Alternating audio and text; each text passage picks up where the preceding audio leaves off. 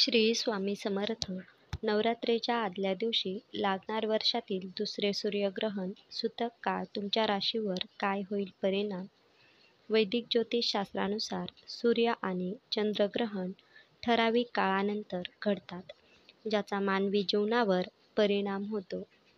या वर्षाचे दुसरे सूर्यग्रहण पितृपक्ष अमावस्येच्या दिवशी 2 ऑक्टोबर रोजी होणार आहे. सूर्यग्रहणाच्या दुसऱ्या दिवशीपासून नवरात्रोत्सव सुरू होत आहे.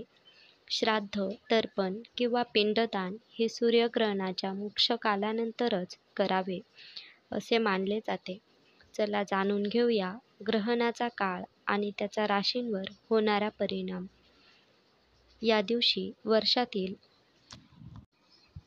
दुसरे सूर्यग्रहण 2 ऑक्टोबर 2024 रोजी होणार आहे. या दिवशी सूर्यग्रहण रात्री 9 वाजून सुरू होईल ते पहाटे 3:30 वाजता संपेल. त्याचा एकूण कालावधी सुमारे 6 तास 6 मिनिटे असेल.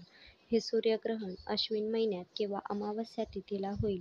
या दिवशी पितृपक्षाची अमावस्या तिथी आहे. या देशांमध्ये दिसणार सूर्यग्रहण. वर्षाचे दुसरे सूर्यग्रहण भारतात दिसणार नाही, त्यामुळे तो सूतक काळ लागू होणार नाही. हे ग्रहण दक्षिण अमेरिकेच्या उत्तरेकडील भाग, आर्कटिक, अर्जेंटिना, ब्राझील, पेरू, फिजी, चिली, पेरू, होनोलुलू, ब्युनो आयर्स, अंटार्क्टिका आणि अमेरिका आणि दक्षिण प्रशांत महासागर काही भागांमध्ये दिसणार आहे.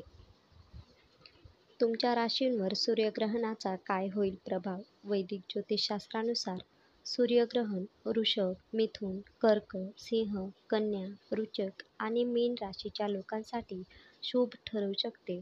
या काळात तुम्हाला काम आणि व्यवसायात प्रगती होऊ शकते. तसेच यावेळी नोकरदार लोकांना कामाच्या ठिकाणी नवीन जबाबदाऱ्या मिळू शकतात. तसेच कुटुंबातील सदस्यांकडून काही चांगली बातमी मिळेल.